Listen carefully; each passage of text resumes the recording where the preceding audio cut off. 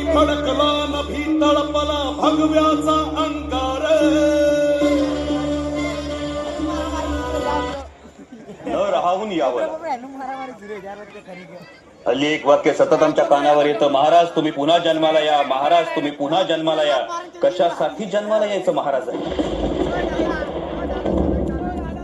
त्यांनी निर्माण केलेल्या स्वराज्याची ही अशी दुर्दशा झालेली बघायला.